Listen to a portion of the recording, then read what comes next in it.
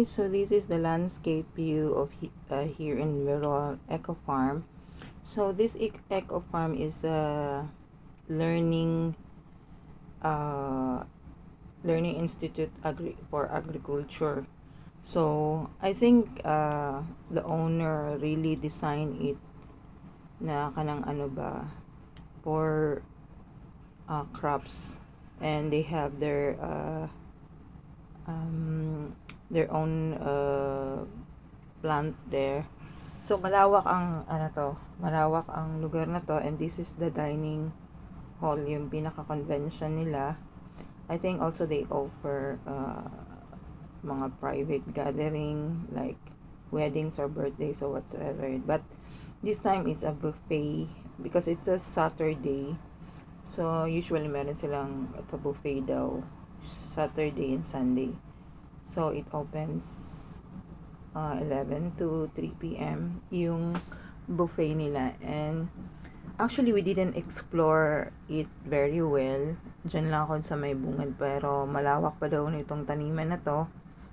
And also, yung ano nila, yung mga their ingredients for their buffet, dito nila kinukuha. So, which is good.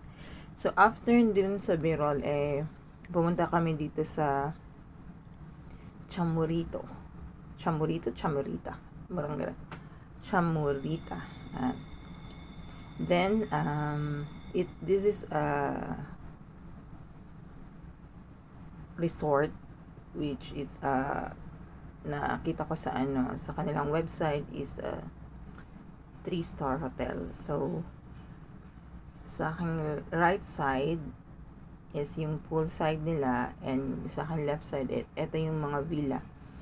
And upon checking their website, so they have price of their rooms, kung ano yung gusto mong i-book, different price yan. And also for may family room, ganun. So wala siyang entrance, but you can that's why we explore the place. And meron din siyang mga cottages. So I think you can book cottage here kasi meron siyang nakitang kakilala niya. And you can also bring your own food. At saka hindi ko lang sure kung magkano yung cottage kasi hindi naman ako hindi kami nag-inquire. I just try and see the place. Kaya medyo mainit tong time na to, kaya nice yung view. Ewan ko lang kung pwedeng maliguan yung dagat. Parang hindi ata. Kasi yung low tide dong na time. So ayan.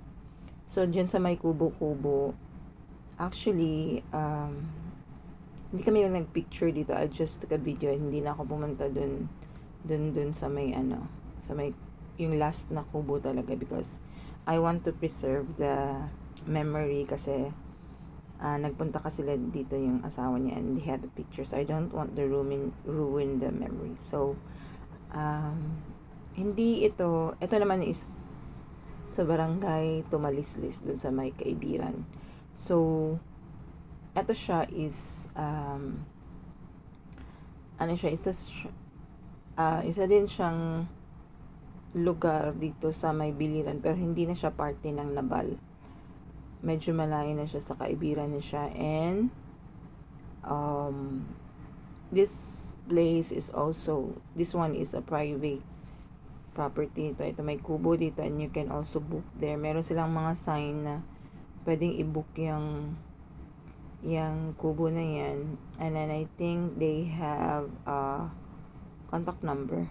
Ayan. So I think ito siya private property to siya. Pero pwede naman dong maggalaan kasi nakagala naman kami. And saka nagpaalam kami sa mga tao dito if we can explore the place, and they said yes. So we go further. And merong mga bahay dyan na malapit sa dagat. And also the people here are very lucky to have, and kasi may nila free yung iniinom nilang tubig dahil galing ito sa falls. So, meron akong mga portrait video na yun, may naglalaba at saka may kumukuha ng or nila, inumin. So, dito kami, naglakad-lakad kami. Actually, balak namin maligo, kaya lang, parang wala masyadong tao. But we really want to go to the Malislis Falls, which is on the other side of Kaibiran.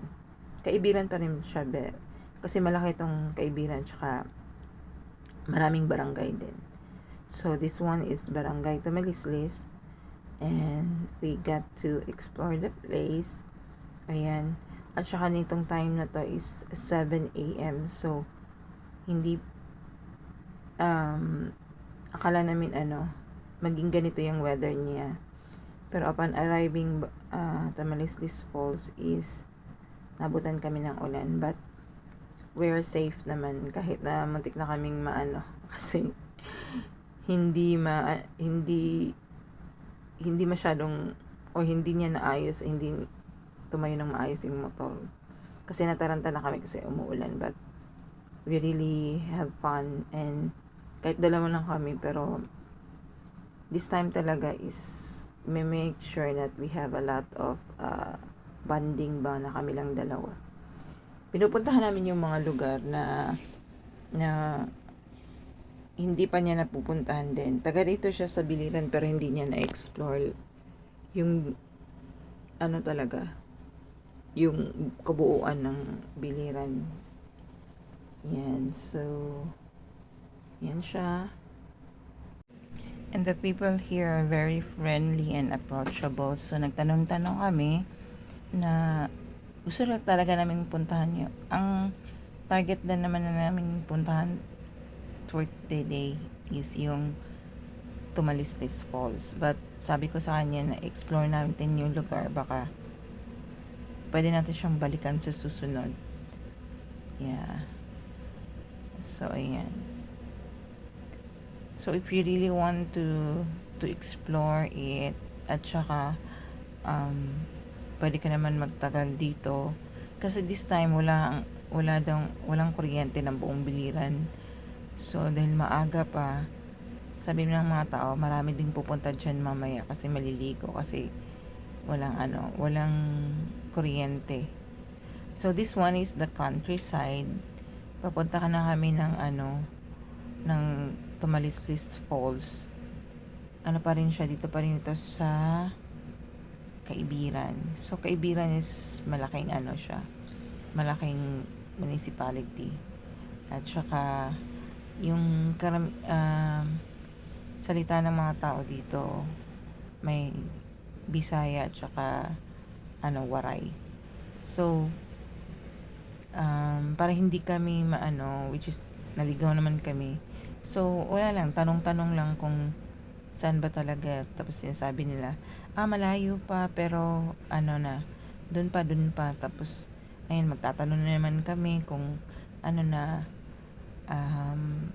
malapit na ba kami or whatsoever. So, sabi nila na medyo malayo-layo pa, pero tama yung daan na tinahak nyo. So, this one, I get the video here. Wala akong drone, pero yung phone ko may capture ng left and right view. Tapos dito sa harap ay pinatong ko yung phone ko sa ulo, sa helmet ni partner. So, ayan. So, I get at buti na lang, hindi kami naabutan ng ulan dito sa side na to. Yung binabaybay namin yung lugar papunta ng Tamalislis Falls. Naabutan lang kami ng ulan. Doon na talaga sa malapit na medyo malayo talaga siya from Naval to this location. Medyo malayo talaga. But we are thankful and grateful na nakauwi kami ng maayos. After lunch, kami nakarating ng bahay, basang-basa. Naabutan kami ng ulan. But, okay lang. Nag-enjoy naman kami. At hindi naman kami nagkasakit. Good thing. So, this one, magtataka ka kung saan nang gagaling yung, marami siyang bukid. Tapos, meron din siyang dagat. Tapos, meron siyang falls. Sa amin, dun sa tirahan, sa amin sa norte, malayong dagat. May dun sa amin talaga merong falls, pero hindi na siya naalagaan ng mga tao. So this one is convention hall or evacuation center nila. And this one is school. So meron kaming